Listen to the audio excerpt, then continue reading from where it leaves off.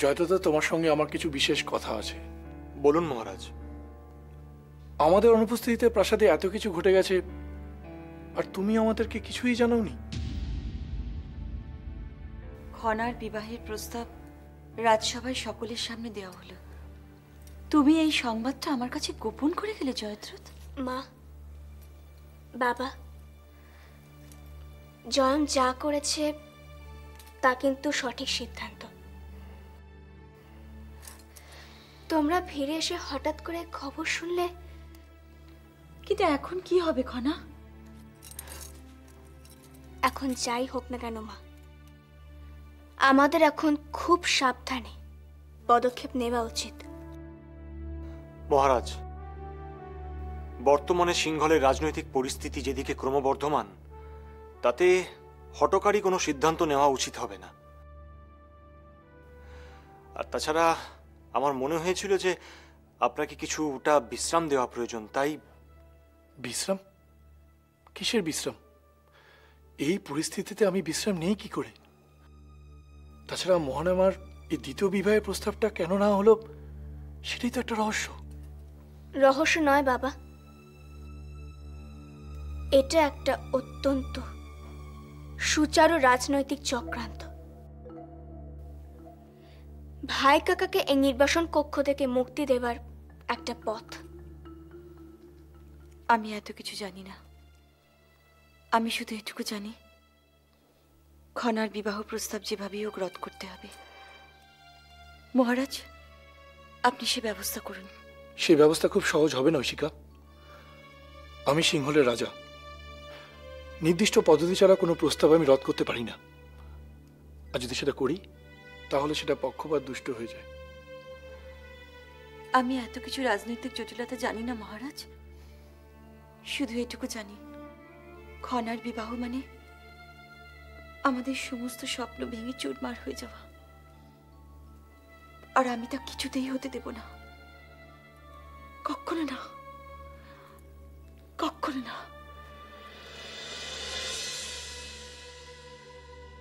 জয়দ্রথ, সত্যটা তোমার কি বলে মনে হয়? এই দুটি প্রস্তাব রাজসভায় কেন ওঠানো হয়েছিল? মহারাজ, কুমারকে নির্বাসন কক্ষ থেকে বার করে আনাই এদের প্রধান উদ্দেশ্য। তাই এই খনার বিবাহের প্রস্তাবটা দেওয়া হয়েছে। তাতে পরবর্তীকালে সিংহাসন আরোহণটা আরো সহজ হয়ে যাবে।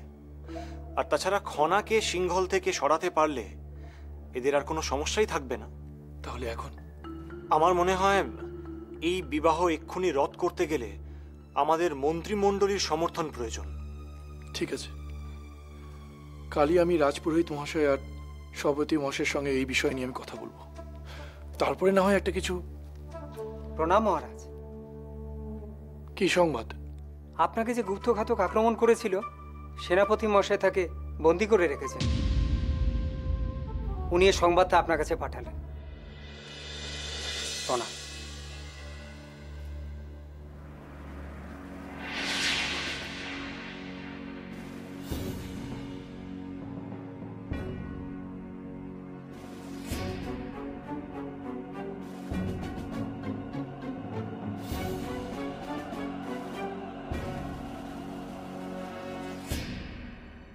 সর্বনাশ হয়েছে মানে?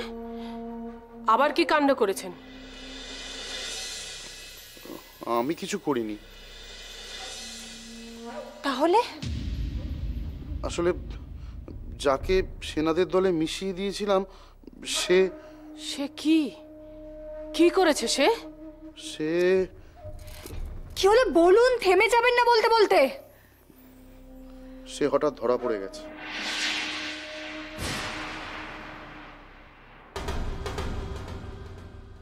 কি? না মানে হয়তো দুর্ভাগ্যবশত। আপনি কি একটা কাজও ঠিক করে করতে পারেন না? না, আমার কোনো দোষ নেই, হয়তো অসাবধানতা বশত। অসাবধানতা? আপনি জানেন এর মূল্য আপনাকে কি দিয়ে দিতে হবে? আমাকে আমাকে ক্ষমা করুন। এখন বলুন, এই সংকট থেকে কি করে মুক্তি পাওয়া যায়? এখন সে কোথায়? বন্দি করার পর জিজ্ঞাসাবাদের জন্য তাকে প্রাসাদে নিয়ে আসা হচ্ছে। হয়তো হয়তো একটু পরেই। খাদ্যমন্ত্রী মশাই, আপনার লোক যদি ভুল করেও কিছু বলে বসে, তাহলে আমি যে আপনার কি করব? কিছু বলবে না, আমি নিশ্চয়ই একটা ব্যবস্থা করব। তাই করুন। খাদ্যমন্ত্রী মশাই, আপনার লোক যদি কিছু বলে আর আমরা যদি মরিও, আপনাকে কিন্তু নিয়েই মরব।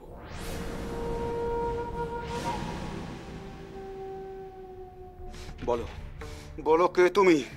বলো কে তুমি? কে তোমাকে পাঠিয়েছে? চুপ করে থেকো না, উত্তর দাও। বলো, বলো কে তুমি? দাঁড়ান সেনাপতি মশাই, দাঁড়ান। আগে শারীরিক অত্যাচার করবেন না। তোমাকে যা যা প্রশ্ন করা হয়েছে সব প্রশ্নের উত্তর যদি তুমি সঠিক দাও, তাহলে তোমার শাস্তি কম হতে পারে, অন্যথায় মৃত্যু অনিবার্য।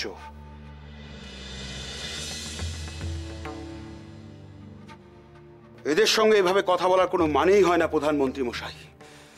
এদের দরকার এমন শাস্তি। আগে জানা উচিত ওর পরিচয় কি। ও কি বহিরাগত কোনো শত্রু নাকি সিংহলেরই? জয়দ্রথ, ওকে এইভাবে জিজ্ঞাসাবাদ করে কোনো লাভ হবে না। ওকে বরং তোমরা কারারুদ্ধ করে রাখো। না বাবা, না, আগে কারারুদ্ধ না। সবার আগে আমাদের জানা দরকার ওর আসল পরিচয় কি, আর এও জানতে হবে কে বা কারা ওকে এই কাজ করতে পাঠালো। তোমাকে শেষবারের মতন বলছি, সব প্রশ্নের সঠিক উত্তর দাও, তাহলে তোমার শাস্তি কম হতে পারে। না হলে কিন্তু আসলে আমি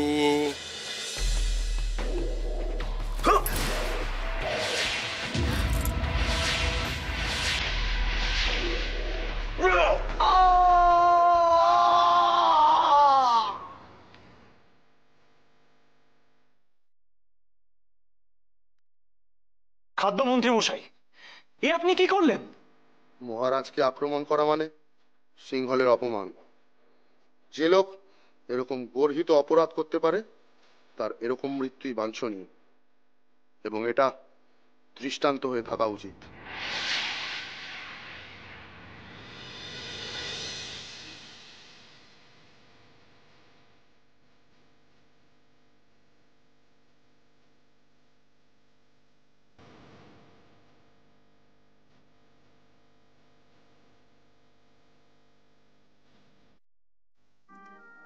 উপতিশ্বর ঐশিকা ফিরে আসার পর প্রাসাদটা কিরকম পরিপূর্ণ লাগছে, তাই না সমৃদ্ধি? সমৃদ্ধি, তুমি এত চিন্তা করো না, একটা না একটা উপায় বার করবই আমি। তুমি দেখে নিও, তোমার বিবাহিত জীবনে কেউ ভাগ বসাবে এটা আমি কিছুতেই হতে দেব না। না রাজিমা, ভাগ বসানোর কথা নয়। আমি ভাবছিলাম যে জীবনটা আমি যাপন করছি সেটা কতটা সংকীর্ণ, তাই না? সত্যিই তাই। আসলে আসলে সমৃদ্ধি, আমারই বোধহয় ভুল হয়েছে জানো তো, তোমাকে সিংহলে নিয়ে আসা। আর ছি ছি রাজিমা, আপনি অযথা নিজেকে দোষারোপ করবেন না। আমার সাথে যেটা ঘটেছে সেটা পুরোটাই আমার ভাগ্য। আর মানুষের সৌভাগ্য বা দুর্ভাগ্য কোনোটাই তো অন্যের উপর নির্ভরশীল নয়, তাই না? না সমৃদ্ধি, আমার দায়বদ্ধতা থেকেই যায়। কি যেন আমার আমার বারবার মনে হয় যে আমি ভুল করেছি, আমি অন্যায় করেছি। রাজিমা, জীবনটা তো এরকমই। আজ যদি আমার স্বামী দ্বিতীয় বিবাহ নাও করেন, তাহলেও কি আমি আমার স্বামীকে অন্যদের মতো করে পাবো? এটাই নিয়তি। কি জানো সমৃদ্ধি, মহানামায় সিংহাসনের লোভই ওকে ভুল পথে চালিত করেছে। এটা যদিও বুঝতে পারত, কিন্তু ও সেটা কিছুতেই বুঝতে পারেনি। এটাই সব থেকে বড় দুর্ভাগ্য। থাক না রাজিমা, আর কেন?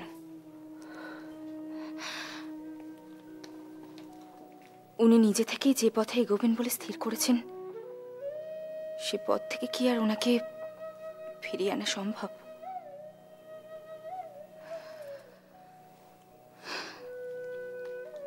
সমৃদ্ধি, এটাই সব থেকে বড় দুর্ভাগ্য।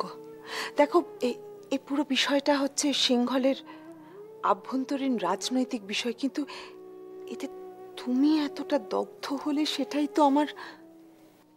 না রাজিমা, কখনোই না।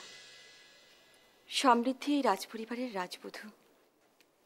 ওর সম্মান মানে আমাদেরও সম্মান। ওকে আমি কখনোই অসম্মানিত হতে দেব না।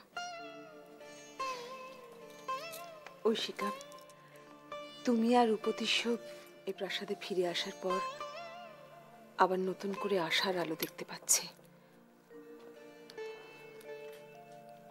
আর আপনিও তো রাজিমা কাউকে কিছু না বলে প্রাসাদ ছেড়ে চলে যাচ্ছিলেন। ভাবুন তো, আপনি যদি এই প্রাসাদ ছেড়ে চলে যেতেন, আমাদের কি হতো? দিদি,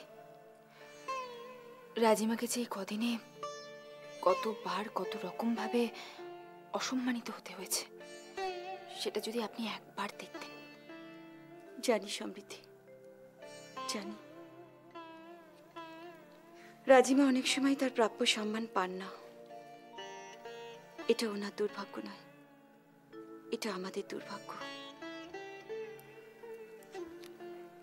আমরাই হয়তো ওনার মর্যাদা উপলব্ধি করতে পারি না। ঐশিকা, আমি কিন্তু তোমার মনের অবস্থাটা উপলব্ধি করতে পারছি। তুমি বাইরে থেকে যতই শক্ত দেখাও না কেন, কিন্তু ভেতরে ভেতরে তুমিও যে খুব যন্ত্রণা পাচ্ছ খনার বিবাহ প্রস্তাব প্রসঙ্গে। না রাজিমা, এই সব কিছু এখন আমার কাছে সহনশীলতার পর্যায়ে চলে গেছে। খনাকে নিয়ে এত বছর ধরে যে ঝড় ঝাপটা সহ্য করে আসছি, তাই এখন আর বিশেষ কিছু মনে হয় না।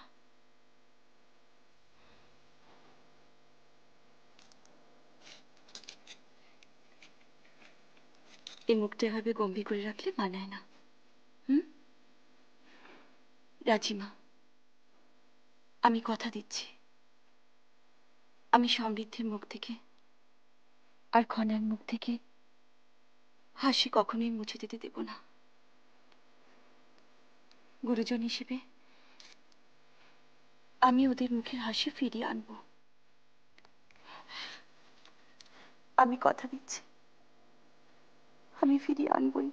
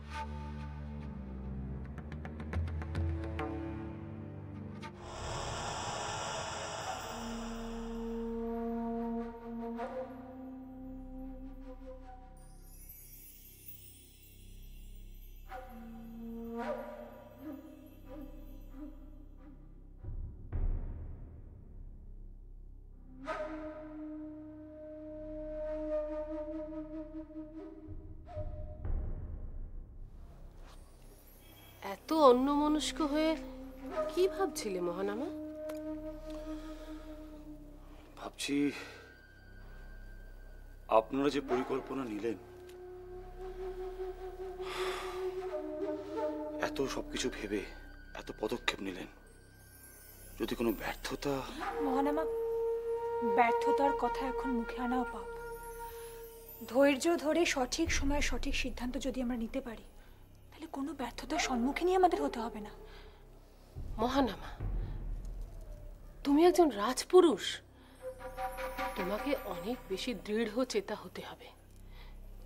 নিঃসংশয় না হলে তুমি জয়লাভ করবে কি করে?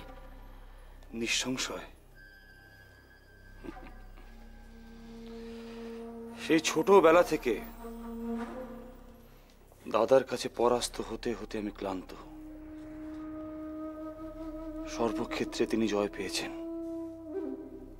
সবার ভালোবাসা পেয়েছেন, সিংহাসন পেয়েছেন। আর আমি যে তিমিরে ছিলাম সেখানেই পড়ে আছি। মহানামা,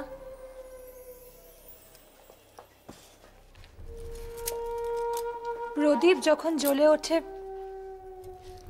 তখন আলোকোজ্জ্বল স্থানগুলি আমাদের দৃষ্টিগোচর হয়, তাই না? কিন্তু যে স্থানে আলো পৌঁছায় না, সেদিকটা কখনো ভেবেছ? কিছু কিছু স্থান অন্ধকারাচ্ছন্ন থাকে বলেই কিন্তু আলোর উপস্থিতি আরো ঝলমলে হয়ে ওঠে, তাই তো? হ্যাঁ মহানামা, তুমি যদি খুব সহজেই সিংহাসন পেয়ে যেতে, তাহলে কি তুমি সিংহাসনের মর্ম বুঝতে? আজ এত কাণ্ড করে তুমি সিংহাসন পাবে বলেই তো তোমার কাছে তার স্বাদ এত মিষ্টি, এত মধুর। কিন্তু মাসুমা, দাদা আর বৌরানী যে... মহানামা, উপতিষ্য তোমায় কিছু জিজ্ঞাসা না করে কোনো সিদ্ধান্তই নেবে না। আর তাই জন্যই বলছি, তুমি প্রস্তুত থাকো। হয়তো কালই উপতিষ্য সমৃদ্ধিকে নিয়ে তোমার সাথে আলোচনায় বসবে, আর সেটাই হবে তোমার কিস্তিমাত করার শেষ সুযোগ। হ্যাঁ মহানামা, তখনই তোমাকে মোক্ষম আঘাতটা করতে হবে। তোমাকে প্রমাণ করতে হবে তোমার মতো দেশপ্রেমী সিংহলে আর দ্বিতীয় কেউ নেই। তুমি তো দ্বিতীয় বিবাহ করতে রাজিই নও, কিন্তু কি করা যাবে? বাধ্য হয়ে সম্মতি দিচ্ছ, কারণ রাজবংশের কোনো উত্তরাধিকারী না থাকলে তো দেশেরই ক্ষতি। আর মহানামা শোনো, উপতিষ্য কিন্তু তোমাকে মানসিকভাবে অবসাদগ্রস্ত করার অনেক প্রচেষ্টা করবে। তুমি তাতে কোনোরূপ কর্ণপাতি করবে না। মানসিকভাবে অবসাদগ্রস্ত মানে? উপতিষ্য কিন্তু দ্বিতীয় বিবাহের ব্যাপারে প্রবল আপত্তি জানিয়েছিল। প্রমাণ করতে চেয়েছিল ঐশিকার প্রতি তার অমোঘ প্রেম। এক্ষেত্রে সে সমৃদ্ধি আর তোমার মধ্যেও অমোঘ প্রেম প্রতিষ্ঠার একটা চেষ্টা করবে। তখনই তোমাকে আসল খেলাটা খেলতে হবে।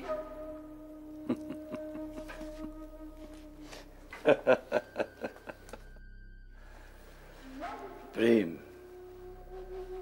অমোঘ প্রেম। সম্ভবত সমৃদ্ধিও জানে যে তার আর আমার মধ্যে কতটা প্রেম অবশিষ্ট আছে, আর তাই খেলাটা জটিল হয়ে রয়েছে মহানামা।